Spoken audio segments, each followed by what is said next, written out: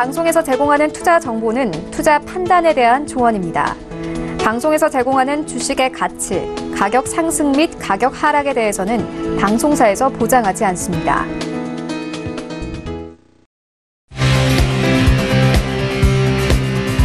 슈퍼스탁 발굴 프로젝트 글로벌 슈퍼스탁의 김민아입니다. 뉴욕 주식시장은 하드 브렉시트 우려에도 상승을 해줬습니다. 은행권의 실적 호조 때문이었는데요. 현재 큰 폭의 상승은 아니었으나 3대 지수가 모두 골고루 올라줬습니다. 골드만삭스와 BOA는 시장 예상치를 뛰어넘는 매출액을 발표하면서 실적에 대한 우려를 잠재우는 모습이었습니다. 하지만 여전히 대내적인 악재들도 기다리고 있는데요. 오늘은 저희와 함께 하시면서 각종 이슈들 분석하시고 이에 맞는 시장 대응 전략까지 만들어 가시기 바랍니다. 자, 그럼 본격적으로 오늘 알아볼 코너별 이슈들부터 확인하겠습니다. 먼저 글로벌 코너로 가보겠습니다. 첫 번째 이슈입니다. 영국의 브렉시트가 부결이 되면서 글로벌 경제에 대혼란이 올 것이다라는 목소리들이 커지고 있습니다. 우리나라 역시 영향이 불가피하다고 하는데요. 우리나라 정부는 앞으로 영국과의 어떤 협상안을 준비하고 있고 또 경제에 타격은 없는지 함께 분석을 해보셔야겠습니다. 두 번째로는요, 미국의 셧다운 그리고 무역 협상이 계속적으로 길어지면서 경기 둔화가 감지되고 있다라는 소식입니다.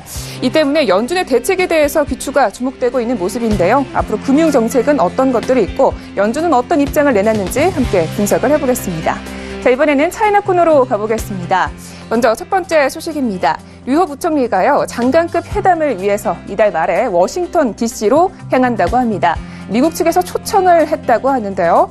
앞으로의 무역 전쟁의 종지부를 찍을 수 있을지 엇갈리는 전망에 대해서 함께 분석을 해보겠습니다. 두 번째로는요, 지난해에 이어서 올해에도 홍콩 증시의 IPO 열기가 후끈 달아오르고 있다고 합니다. 바로 신규 상장을 위해서 기다리는 대여급 기업들이 굉장히 많다고 하는데요. 우리 오늘 저희가 주목해봐야 할 시청자분들이 꼭 봐야 할 기업들 소개를 해드릴 테니까요. 끝까지 함께 하시면서 유용한 정보까지 챙겨가시기 바랍니다. 자, 그럼 본격적으로 글로벌 슈퍼스타 출발합니다.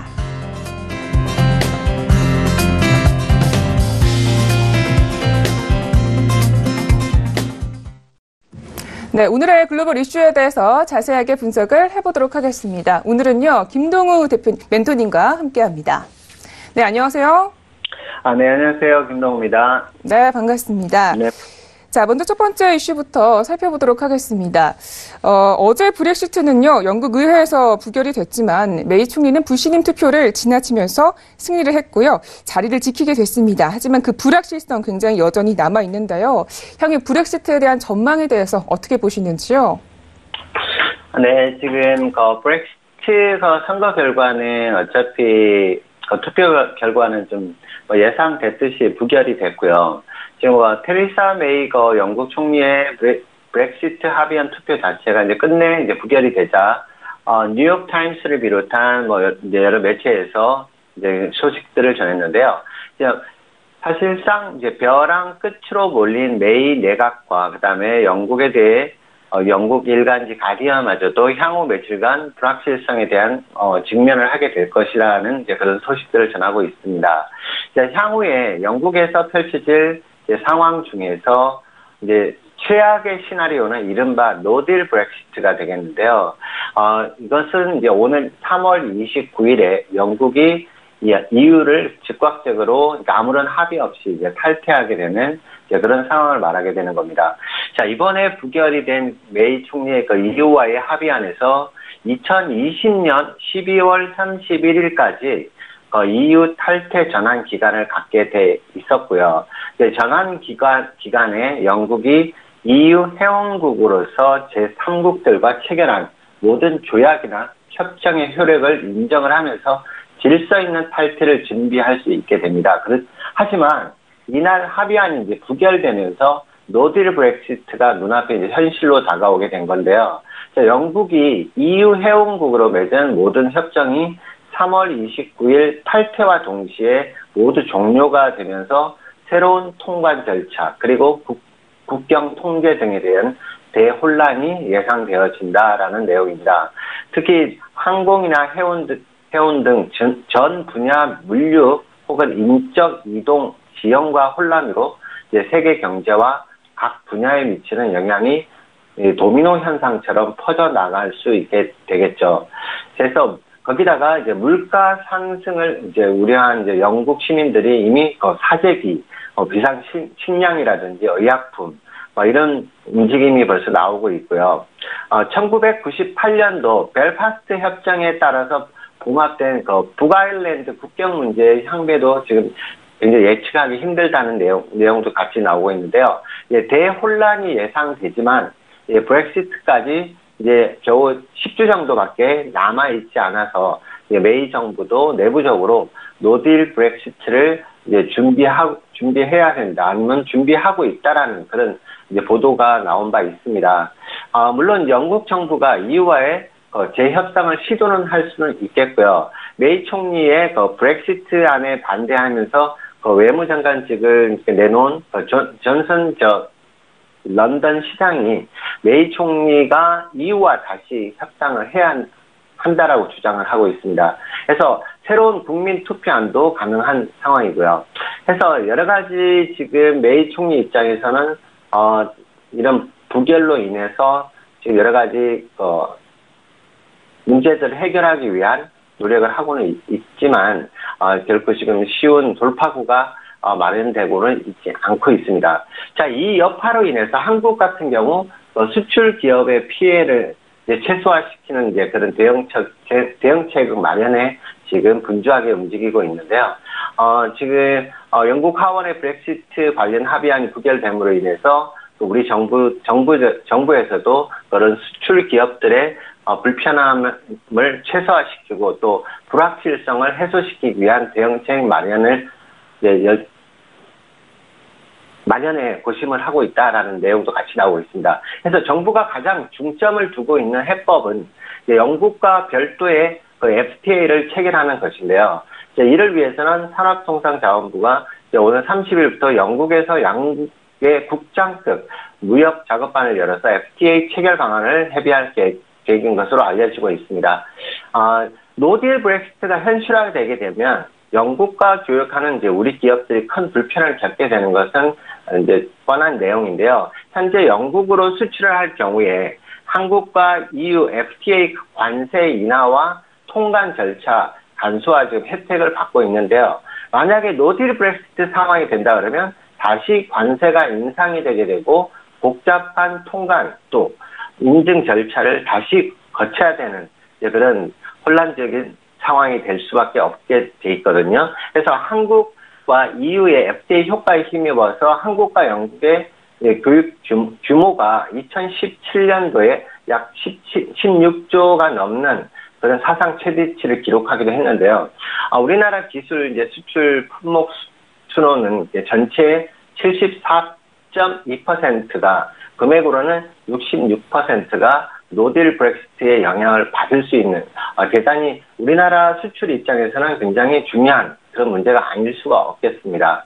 그래서 이 업계에서는 그런 이제 악영향에 대한 점검과 이제 대응 방안을 논의를 하고 있습니다. 근데 또 EU 입장에서도 지금 우리도 원치 않는 일이 발생했다는 이제 그런 소식을 전하고 있는데요. 왜냐하면 단순한 영국의 문제만이 아니라 사실 EU 입장에서도 크게 좋은 영향을 미치는 건 아니기 때문에 브렉시트가 잘 가결이 돼가지고 원만한 합의하에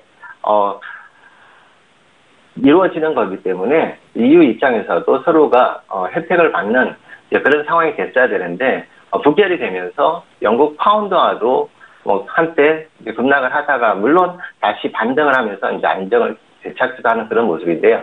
자, 이 부분에 대해서는 이제 영국에서 어떤 대책안을 내놓고 EU와의 협상에 나설 것으로 예상이 되어지기 때문에 향후에 조금 더 지켜봐야 되겠지만 최악의 국면으로 가지는 않을 것이라는 게 제 개인적인 생각이고요. 물론 시간은 다소 걸리더라도 어느 정도의 합의점을 찾지 않을까 해서 투자가 여러분들도 이 이슈에 대해서 계속 점검을 하면서 거기에 맞는 전략 대응이 꼭 필요한 시기가 아닌가 싶습니다. 네, 알겠습니다. 이 각국의 대책에 대해서도 뜯어봐야 될 것 같습니다. 자, 이렇게 해서 첫 번째 이슈는 여기까지 분석을 해보고요. 다음 이슈도 함께 보겠습니다. 건재해줄만 알았던 미국 경제도요. 현재 무역 협상이 계속 길어지고 셧다운 때문에 경기의 둔화음이 경고음이 커지고 있다고 합니다. 이에 따라서 연준과 정부가 어떤 대응책을 마련하고 있는지 주목이 되고 있는데요. 어떤 것들이 있을까요?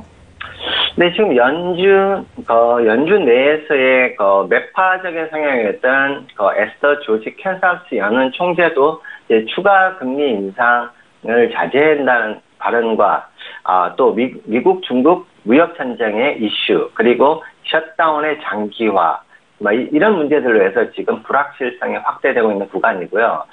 사실 작년 이제 상반기, 중반기까지만 해도 이제 소위 말해서 나홀로 잘 나가던 미국 경제에 경고음이 왔다는 이제 그런 소식인데요. 여러 번 반복해서 언급드린 문제지만 분명히 조금 부양책이라도 좀 더 과도하게 그런 법인세 인하라든지 그런 부분들이 좀 과도한 면이 있었기 때문에 미국 자체의 기업들로만 놓고 본다면 그런 수혜나 혜택을 받을 수 있었겠지만 거기다가 미국, 중국의 이런 무역전쟁이 발발하면서 나홀로 갈 수는 없는 그런 경제 구조였기 때문에 이런 장세가 오지 않았나 싶고요. 올해 하반기에 경기 둔화에 대한 우려까지 지금 높아지고 있는 데다가 지금 미국, 중국의 무역전쟁 여파와 그리고 미국 연방정부의 셧다운이 지금 장기화되고 있어서 이런 악재들이 겹친 지금 그런 탓이 되겠고요. 자, 이 같은 이제 어떤 불확실성에다가 영국 문제까지 그런 브렉시트 문제까지 부결이 되면서 이제 엎친 데 겹친 그런 상황이 되면서 미국의 금리 인상 자제론도 지금 서서히 수면 위로 떠오르는 이제 그런 상황입니다. 지금 이제 15일, 그러니까 현지 시간으로 15일에 보면 CNBC 등의 어떤 매체에 따르면 연준 내에서 금리 인상을 지지해오던 그 대표들, 특히 이제 소위 말하는 매파 성향의 이런 위원들이 연방준비은행의 총재는 이날 이제 지금은 금리 인상 사이클에서 멈추기 좋은 시기일 수 있다라는 이런 발언을 했는데요. 그만큼 작년에 4차례 그리고 올해 또 3차례의 경고를 했었음에도 불구하고 경제 상황 지표들을 확인하면서 인상 결정을 하겠다는 이제 비둘기파적인 그런 성향으로 돌아섰던 이제 그런 내용입니다. 특히 이게 조지 총리는 금리가 중립금리에는 도달했는지 아직 확신은 할 수 없지만 다가갔다라고는 보여진다. 현재로서는 목표 지점에 접근함에 따라서 계속해서 주의를 하고 인내를 해야 된다라고 주장을 했고요. 로버트 캐플린 미국 댈러스 연방은행 총재 또한 연준은 인내심을 가지고 기다리는 편이 현명하다. 그래서 전반적으로 좀 비둘기파적인 금리 인상에 대해서 좀 부정적인 견해를 펼치는 그런 위원들이 지금 계속해서 등장하고 있는 그런 상황입니다. 그래서 지난 2015년 12월 금융위기 이후로 처음으로 7년 만에 기준금리를 인상하면서 현재까지 금리 인상 사이클을 시작한 옐런 전 연준 의장도 전날에 만일 글로벌 경기 침체가 발생을 하고 이것이 미국으로 전이될 경우에 우리는 이번 금리 인상 사이클에서 마지막 금리 인상을 봤을 가능성이 매우 높다라고 말했는데요. 이 말은 이제 더 이상 금리 인상 가능성이 없을 수도 있다라는 이제 그런 말을 내포하고 있기도 합니다. 하지만 이제 앞서서 연준이 지난해 12월에 FOMC를 통해서 기준금리를 0.25% 인상을 하면서 지난해 4번째 금리 인상을 단행을 했고요. 그리고 올해 2019년도 기존 경제 성장률이 2.5%에서 2.3%로 낮추면서 인상 횟수도 기존 3회에서 2회로 낮추겠다고 하향 조정을 하기도 했습니다. 이제 거기다가 이제 미국 중국의 무역 전쟁 여파가 지금 계속 지속되고 있고요. 물론 지금 재협상에 그리고 해소를 위한 합의를 위한 노력은 계속 이어지고 있는 상황이긴 하고요. 최근에 지금 장세 움직임도 이러한 기대감으로 인해서 지수 선물들이 급등을 하는 그런 모습도 보여주고는 있는데 아직까지는 여전히 불안하다 이렇게 보여지고요. 더군다나 이제 연방 정부의 셧다운이 언제쯤 끝이 날까 이게 이제 관건이 되겠는데요. 이게 장기화될 가능성은 제가 봐서는 크게 없다라고 보여지기도 합니다. 왜냐하면 악재가 계속 많이 산재해 있는 상황에서 이 문제까지 해결하지 못한다면 정말 더 큰 수렁으로 빠질 수도 있는 그런 상황이 올 수가 있기 때문이라고 저는 개인적인 생각이 그렇게 여겨지고요. 그래도 뭐니 해도 가장 큰 이슈는 미국과 중국의 무역 협상이 여전히 최대의 어떤 불안 요인이라고 매체들도 얘기를 하고 있고, 제 개인적인 생각도 이 문제가 해결이 된다면 많은 부분들이 해소될 가능성이 있다라고 보여집니다. 근데 거기다가 여러 가지 지금 문제들이 셧다운 문제가 멕시코의 그 국정 장벽을 둘러싼, 그러니까 트럼프 대통령과 민주당 간의 이제 힘겨루기가 시작되면서 발발을 하게 됐는데요. 벌써 25일이 넘었고요. 역대로 보면 최장 기록을 이어가고 있는데, 한편으로 보자면 트럼프 대통령의 좀 고지식한 아니면 좀 고집스러운 그런 면도 작용을 하는 것이 아닌가 하는 그런 생각까지 들 정도인데요. 굉장히 어떻게 보면 단순한 문제일 수 있는데 향후에 좀 지켜본다면 굉장히 또 발빠르게 또 해소될 수도 있는 문제가 아닐까 하는 생각도 해봅니다. 그래서 가장 큰 문제인 미국, 중국 무역 분쟁의 해결 실마리가 풀릴지 거기에 가장 큰 관심을 두시는 게 맞을 것 같고요.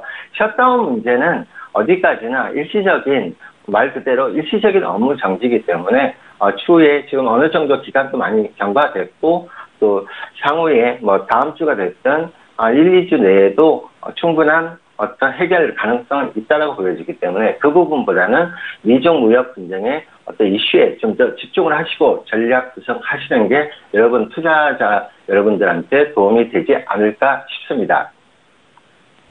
네, 알겠습니다. 자, 이어서 매매 전략 시간으로 가보도록 하겠습니다. 우리 멘토님이 말씀해 주신 대로 경기가 계속 둔화가 되고 있고, 또 브렉시트와 무역 협상의 불확실성이 커지고 있는데도 주식시장은 조금 건재한 것 같습니다. 오늘장 저희가 해외 선물 지수는 어떻게 대응을 해보면 좋을까요? 네, 지금 작년에도 그랬고 지금 현재도 그렇고, 오히려 지금 브렉시트 문제다, 그리고 셧다운 문제, 그리고 미국 중국의 무역 문제가 펼쳐지고 있다라고 매체에서 계속 쏟아지고 있고, 그리고 더군다나 경기 침체 국면이 올 수 있다는 이런 악재들이 나오는 가운데에서 오히려 주가는 상승을 하고 있죠. 지금 보시는 차트는 S&P 500인데요. 이제 그런 부분을 감안을 하자면 좀 아이러니컬한 움직임일 수밖에 없는데요. 자, 이때가 지금 12월 26일 최저점을 찍은 이후에 줄곧 해서 지금 상승세에 나오고 있는데요. 사실 미국, 중국의 재협상의 회의 자리는 가졌지만 특별한 어떤 발표 내용은 전혀 없었음에도 불구하고 이만큼의 큰 폭의 지금 급반등세가 나오고 있는 건데요. 그래서 투자가 여러분들이 혼란이 올 수밖에 없어요. 그래서 항상 이슈에 민감하되 한 발 앞서는 전략이 꼭 필요한 그런 시점이 아닌가 생각합니다. 물론 지금 현재 S&P 500만 놓고 보자면 저번 주에 2,500선대, 2,550선대를 돌파할 경우에 2,600선 이상까지, 2,650선 내외까지 상승 예고 드렸었는데요. 오늘 새벽이죠. 오늘 새벽 끝난 장에서 2,626.25선까지 상승 이후에 살짝 밀리는 그런 모습이고, 현재까지 상방 경직성 그대로 유지 중이지만 언제든지 조정의 기미도 조금은 보이는 자리이기 때문에 현재 자리에서 큰 움직임 보이지 못하고 있습니다. 특히 일반적으로 목요일에 좀 큰 움직임을 많이 보여주고 있는 날임에도 불구하고 오늘 새벽부터 시작한 아침 8시죠. 그때부터 시작한 S&P 지수 선물 같은 경우에 지금 변동성이 굉장히 축소되어 있는 그런 상황에서 조금 횡보성 흐름을 보여주고 있는데요. 오후로 들어서거나 저녁 시간대에 아마 추가적인 변동성이 확대될 것으로 예상이 되어집니다.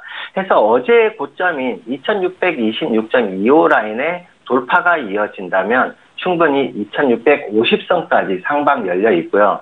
다만 어제의 고점인 2626.25를 돌파하지 못하는 모습이라면 단기적인 조정으로 2580선, 2575선 내외까지 단기적인 숨고르기성이든 단기 조정세든, 물론 이슈에 의한 변동성이라면 물론 전혀 성격이 다른 문제가 되겠지만 단순한 차트적, 기술적 분석으로만 놓고 보자면 상단에 저항과 그리고 하단의 지지 라인은 2,550선으로 다시 한번 예고 드리겠고요. 2,550선은 지난주에 저항대로 자리하고 있던 자리였기 때문에 현재로서는 지지선으로 지금 뒤바뀐 상황이에요. 그래서 밀리더라도 2,550선 내외까지의 지지 여부 꼭 확인하시고요. 상단 부분에서는 단기적인 매도 전략도 가능한 구간입니다. 해서 지금은 상방 돌파, 추가적인 돌파냐 아니면 숨고르기에 조정이 나올 것이냐 하는 중간 자리에 지금 위치해 있는 입장이기 때문에 상단에서의 매도와 그리고 하단 매수는 2,550선 내외에서 대응해 보시기 바랍니다. 자, 이어서 나스닥 같은 게 같이 보여드릴 건데요. 지금 나스닥도 마찬가지로 지금 어제 오히려 나스닥 같은 경우는 지난주에 6,500선 이상을 돌파하는 그런 모습이 나오고 2,540선의 지지만 나와준다면 추가적인 상승이 가능하다고 말씀드렸는데요. 지금 이날 1월 14일 지난 화요일인가요? 월요일에 6,540선 내외까지 밀리긴 했었지만 다시 한번 그 다음날 급격하게 급반등시키고 물론 이제 미중 무역 합의의 가능성을 트럼프 대통령의 트윗을 통해서 나오면서 그 소식에 큰 폭의 급반등을 시키면서 오늘 새벽에 6,700선을 이제 넘어서는 그런 강세를 보이기도 했지만 장 후반에 좀 상승폭을 많이 축소시키면서 현재 구간 지금 횡보성 숨고르기 구간으로 지금 여겨지고 있고요. 해서 나스닥 마찬가지로 어제의 고점이 6,740선을 강하게 돌파하는 모습이 나온다면 6,800선대를 시도하는 그런 상승 흐름이 이어질 수 있겠고요. 아직까지 상방 경직의 과열 구간이 여전히 진행 중이다라고 보여집니다. 하지만 여기서 눌림이 나올 수 있다면 단시간에 6,600선의 1차적인 지지 여부 꼭 확인하셔야 되겠고요. 그 아랫단 6,540선의 재지지 여부 확인하시면서 상방과 하방의 대응 전략으로 단기 대응으로 우선 대응하시고 돌파나 이탈 시 단기 추세로 대응하시면 되겠습니다. 네, 알겠습니다. 결국은 이 무역 협상이 핵심 이슈라는 말씀이신 것 같은데요. 현재 지수들은 다소 행보적인 흐름을 예상한다라는 말씀이셨습니다. 자, 그럼 이어서 골드 지수도 함께 보도록 하겠습니다. 좀처럼 1,300선을 넘지 못하고 있는 것 같은데요. 앞으로의 방향성 어떻게 보시는지요? 지금 골드 같은 경우는 1,300선에서의 저항에 부딪히고는 있지만 큰 폭의 조정도 나오지 않는 지금 강한 흐름을 지속적으로 보여주고 있죠. 지난주와 지난주 지속적으로 골드의 상방의 힘이 굉장히 강하다고 말씀을 드렸었는데요. 물론 1월 4일에 1,300.4의 고점을 찍은 이후에 추가적인 상승이 나오고는 있지 못하지만 큰 폭의 조정도 나오지 않고 있다는 얘기는 그만큼 강하다는 얘기일 수 있겠고요. 가장 큰 이유는 지금 현재 구간에서 최근에 달러 인덱스의 조정이든 반등이든 큰 움직임이 나오지 못하고 변동성으로만 이어지고 혼조 흐름만 이어지다 보니까 골드도 덩달아서 큰 조정이 나오지 않고 있고요. 지수 선물의 큰 폭의 상승이 나왔음에도 불구하고 골드가 가격이 굳건하게 이제 받쳐준다는 얘기는 그만큼 아직까지 시장은 불안하다라는 언제든지 지수 선물의 하락 가능성에 아마 염두를 둔 포석이 아닌가 싶고요. 그래서 현재 구간 하방 경직으로 이어지고는 있지만 언제든지 상방으로의 턴은 가능한 구간이긴 합니다. 해서 추가적인 상승을 위해서는 어쨌든 1,300선의 돌파 여부 꼭 확인하셔야 되겠고요. 해서 1,300선 이전에 단기 고점 내외에서의 1,298에서 1,299선 내외에서는 단기 매도 전략 충분히 가능해 보이고요. 손절 라인은 전고점 돌파 시 손절하시고 1,300선의 재돌파가 이루어진다면 그래서는 매수로 다시 전략 구성하시면 되겠습니다. 그래서 추가적인 상승 나온다면 단기적으로 1,320선대까지 추가적인 상승 충분히 가능해 보이고요. 만약 현재 자리에서 조정 나온다면 1차적인 지지 라인 1,286라인이 되겠고 2차적으로 눌린다면 1,277라인대까지 단기 조정은 나올 수 있는 구간입니다.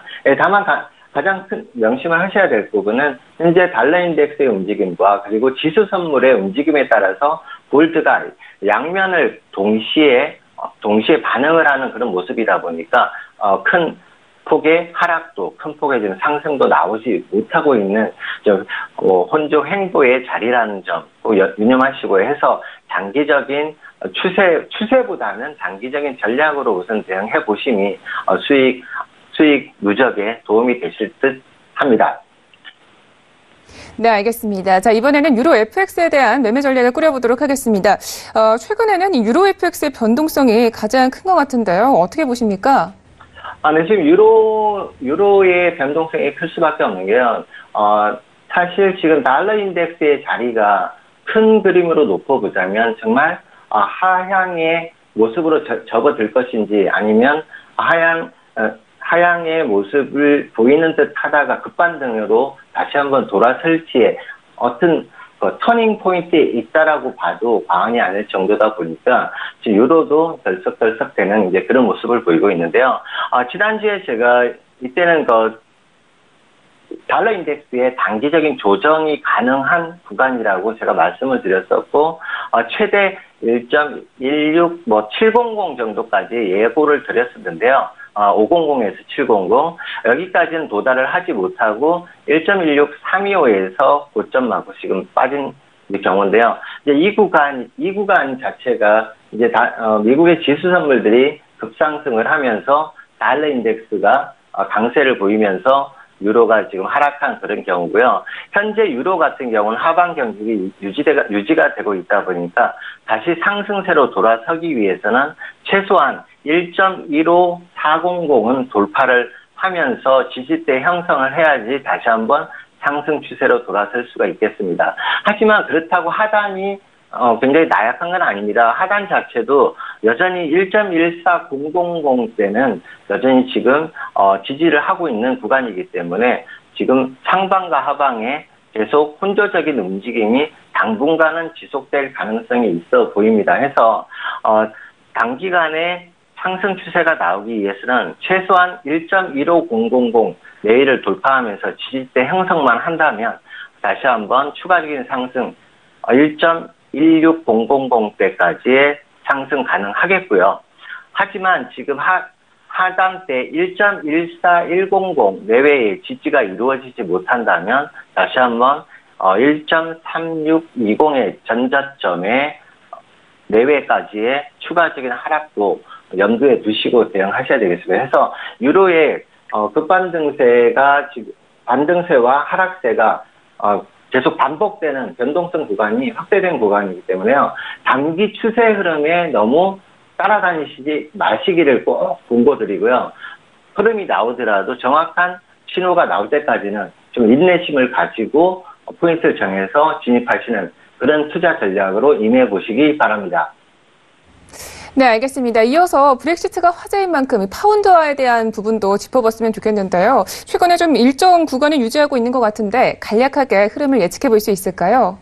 지금 파운드화 같은 경우는 예상외로 지금 이날이죠. 1월 15일 날 큰 폭의 조정을 받는 듯 하다가 어쨌든 이 부분은 파운드화 같은 경우 그동안의 지지대가 이 라인대에서 지금 구축이 된 상황이었기 때문에요.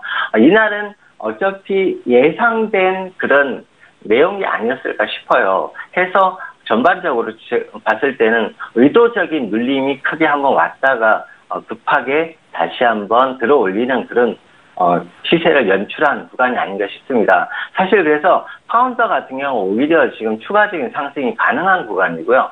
만약에 여기 1.29500 내외를 돌파하는 모습이라면 향후에 조금만 더 재료만 받쳐준다면 추가적인 상승까지도 한번 봐줄 수 있는 그런 구간이긴 한데요. 가장 관건은 지금 브렉시트 문제가 해결되기 전까지는 아무래도 혼조 구간이 좀 펼쳐지면서 단기적인 이 저항대는 1.3000 내외에 저항 여부 꼭 확인하시고 만약에 이 부분에서 매도 신호 쪽으로 돌아선다면 다시 한번 눌림이 나올 수도 있는 구간이기 때문에 지금 상당히 어려운 자리고요. 어쨌든 상방의 경직은 유지는 되고 있다는 점. 그래서 브렉시트로 인한 불발로 인한 악재다 해서 너무 하방 쪽에 공략에 물리지 마시고 지금 기술적 분석으로만 놓고 보자면 상승의 기운이 여전히 남아있다라고 보여집니다. 네, 알겠습니다. 자, 이렇게 해서 파운드화까지 모두 짚어봤습니다. 오늘의 글로벌 이슈는 여기까지 짚어볼게요. 멘토님 말씀 고맙습니다. 네, 감사합니다. 참고로 본 방송에서 제공하고 있는 정보는 투자 판단에 대한 조언일 뿐 주식의 가치나 수익률을 보장하고 있지 않습니다. 저희 서영지TV는 자본시장법을 준수하여 일대일 투자상담, 유사수신행위, 무인가 영업행위, 불법 대외정보 및 가입 권유 등 모든 불법 사항들 엄중하게 금지하고 있습니다.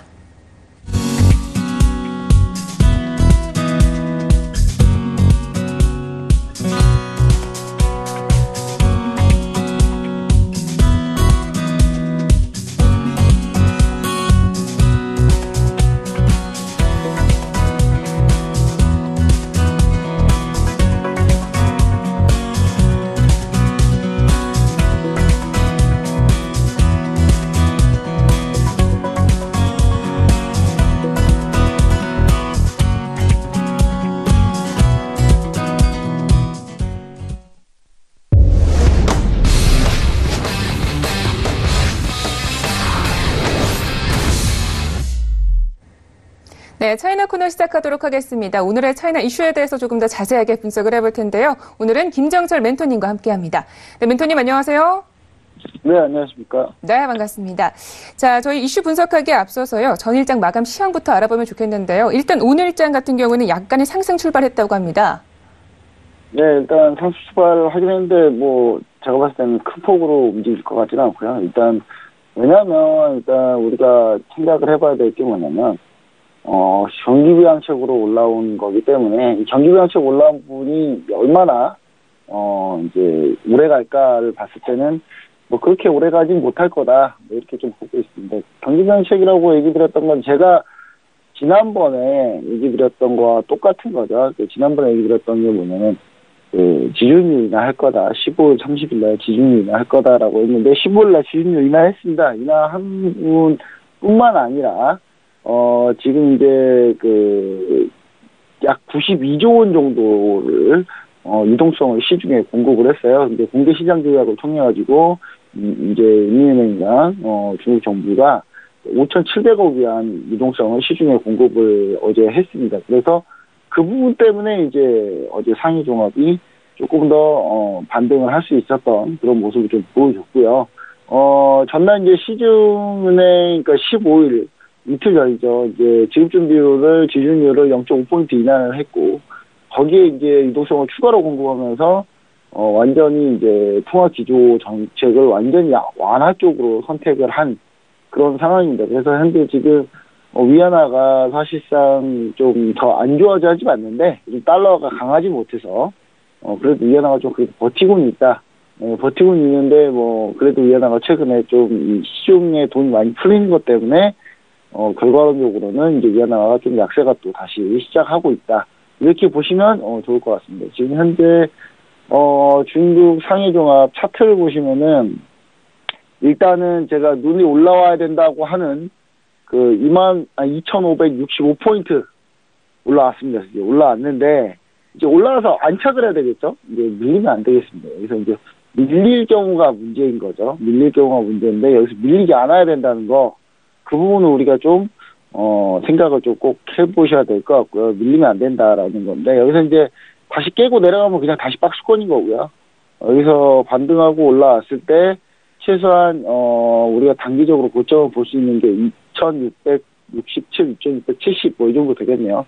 이 정도 선까지는 우리가 좀 반등을 좀 볼 수가 있다.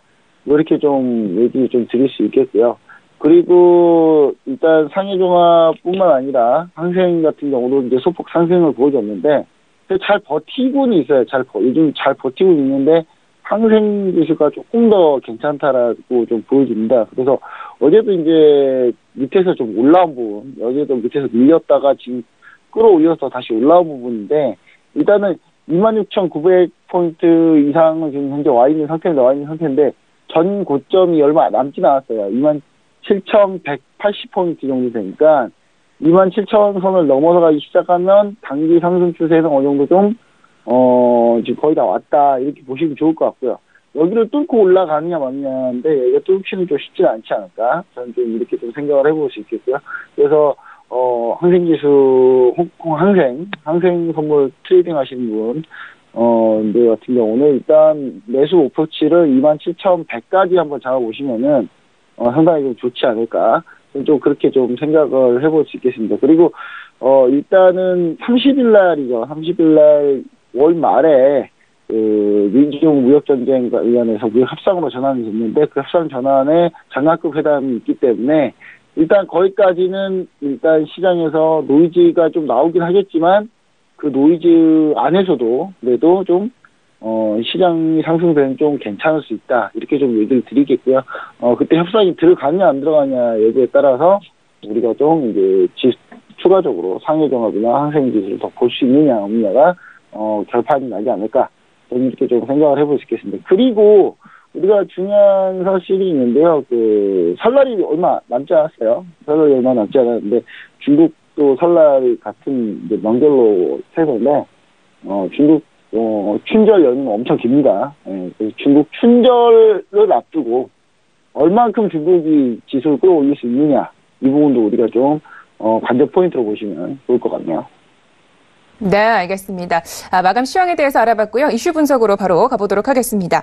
자, 미중 무역 협상이요. 차관급 회담을 끝내고 장관급으로 이어지고 있습니다. 류 부총리가요. 이달 말에 워싱턴 DC로 향한다고 하는데요. 전망은 좀 어떻습니까?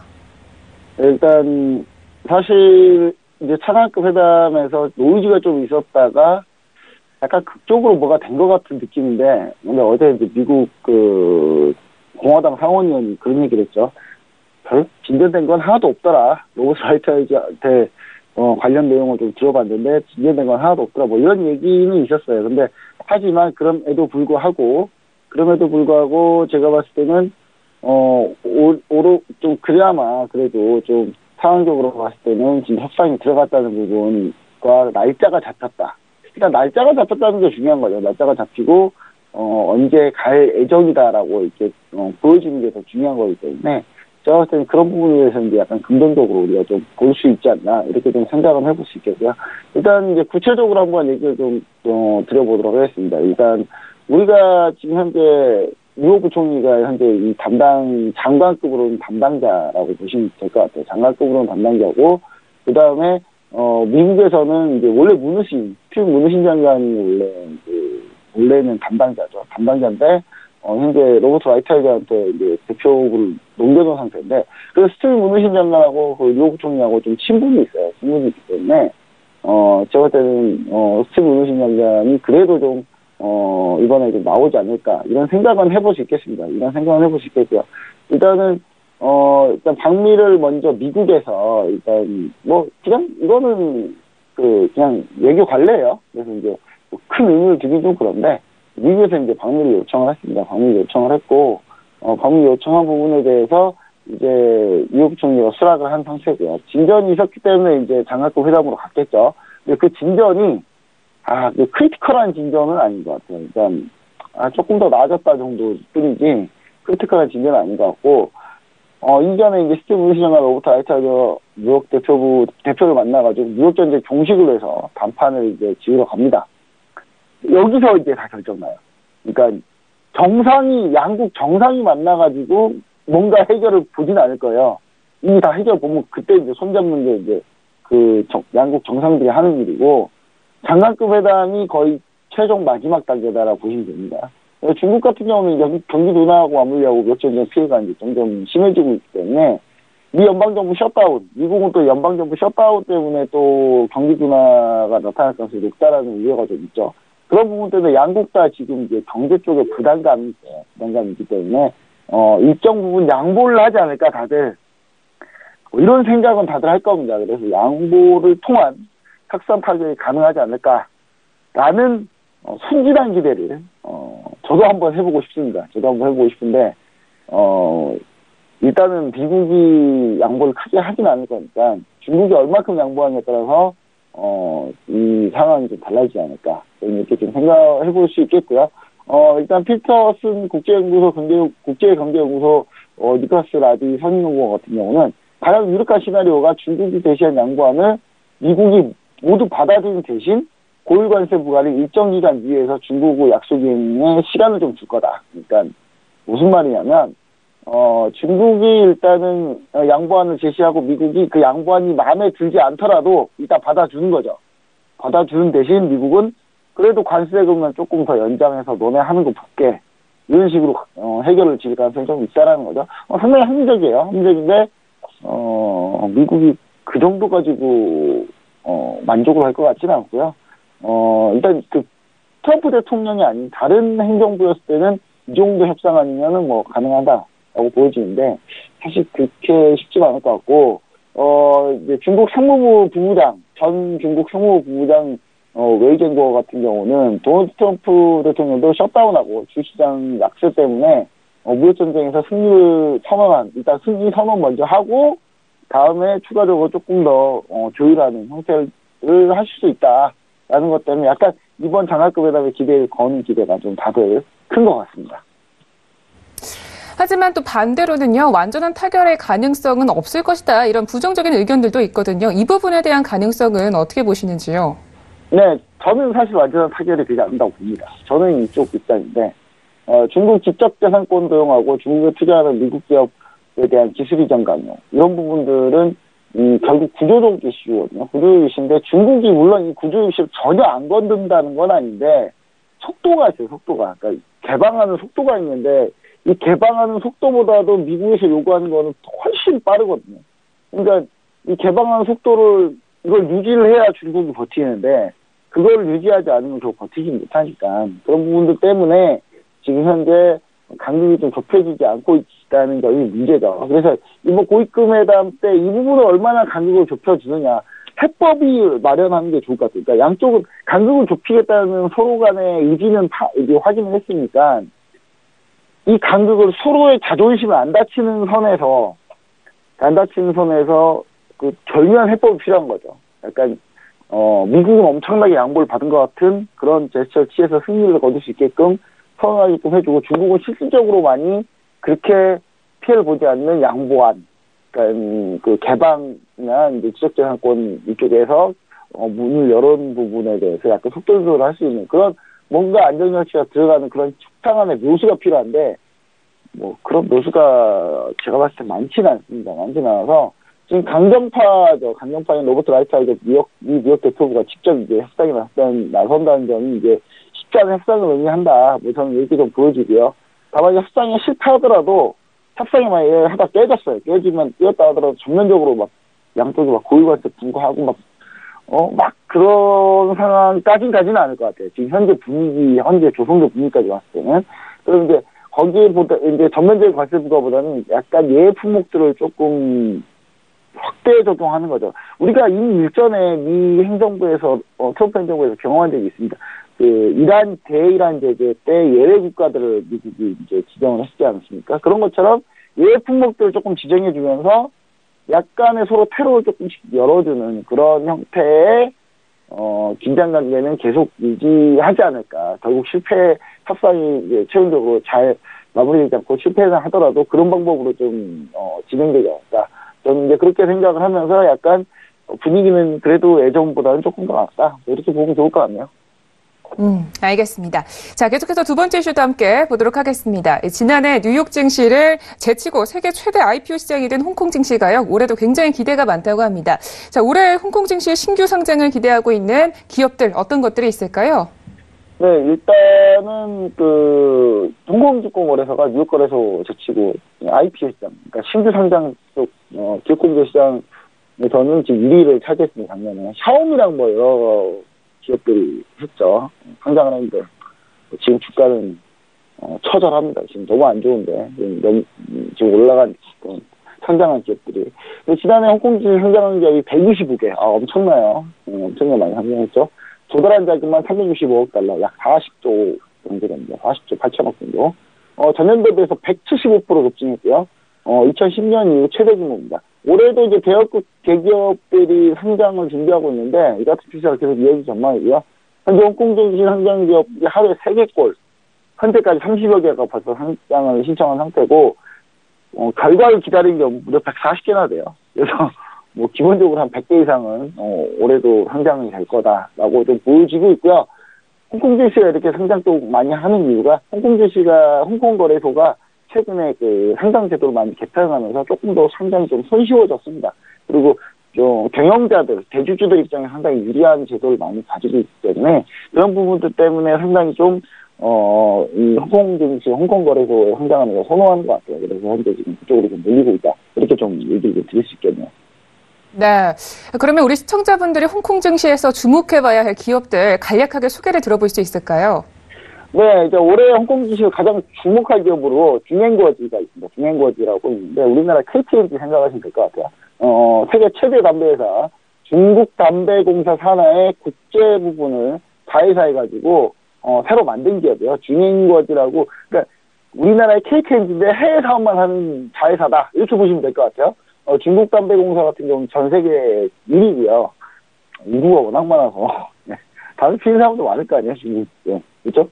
그러면 지금 국제 부분 담당하는 회사를 자회사로 둔 중앙거지가 상장을 신청했는데 중국 국유기업 담배공사 중에 이 중국 국유기업 담배공사 같은 경우는 전 세계 담배 시장 점유율 40% 차지하고 있어요. 국제 업무 확장을 해서 이제 자회사를 설립했는데 이 자회사가 지난해 9월 말까지 51억 홍콩 달러, 우리나라 돈으로 약 7,328억 원 매출을 기록했어요. 그래서 중국에서는 상당히 좀 기대가 많이 되는 약간 공기업인데 이제 상장을 하는 거죠. 그리고 이제 중국 최대 인터넷 공룡회사 텐센트에 투자를 받은 마오엔웨이니 이제 기대주로 좀 떠오르고 있는데, 이름이 살짝 어렵습니다. 마오엔웨이인데, 일단 중국 뭐 하는 회사냐면 중국 최대 온라인 영화 정보 플랫폼 마오엔무비하고 텐센트 산하 모바일 영화 서비스 웨인스다이가 이제 합병을 해가지고 만든 기업입니다. 그러니까 그냥 CGV 뭐 이렇게 보시면 될 것 같습니다.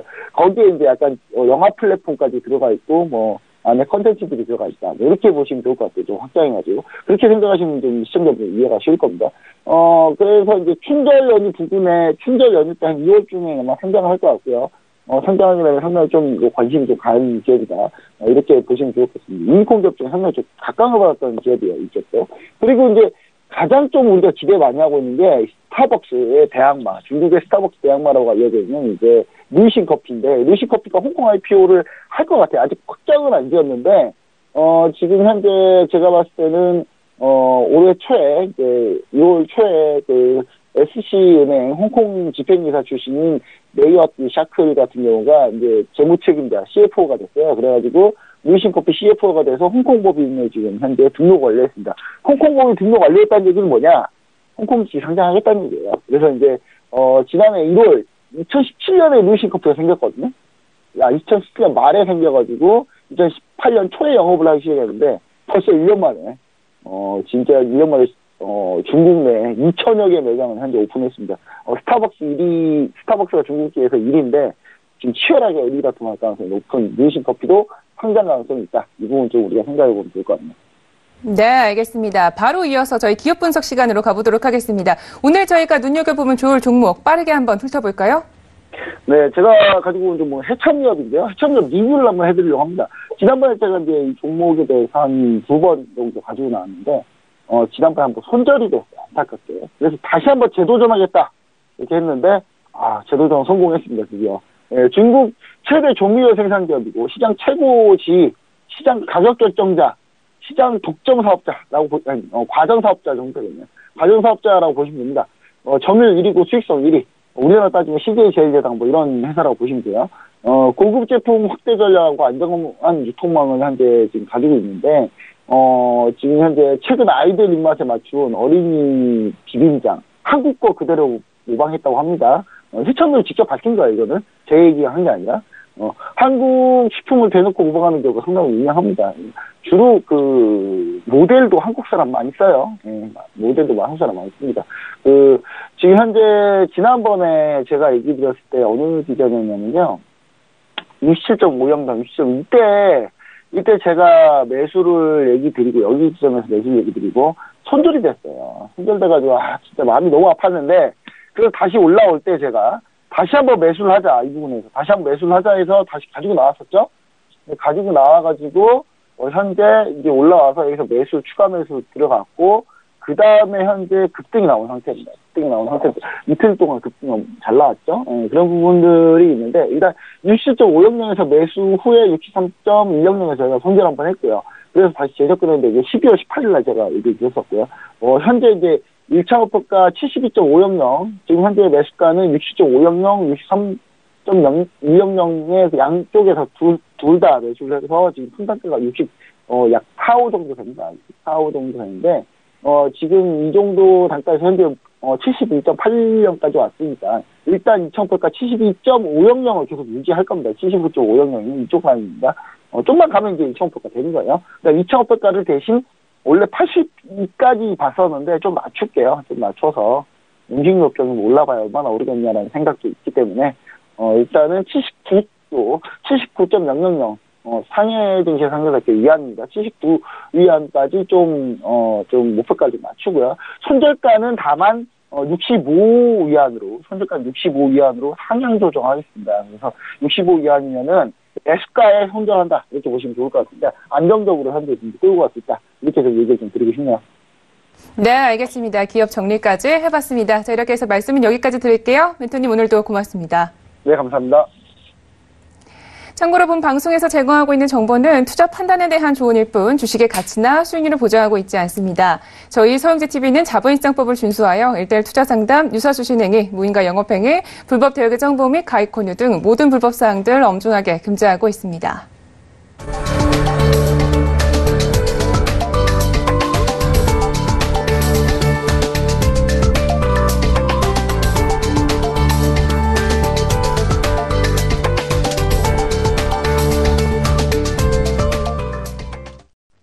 네, 우리 시청자분들 오늘도 성공적인 투자 판단하시고요. 저희는 내일 이 시간에 또 찾아뵙도록 하겠습니다. 오늘도 함께해 주신 여러분 고맙습니다.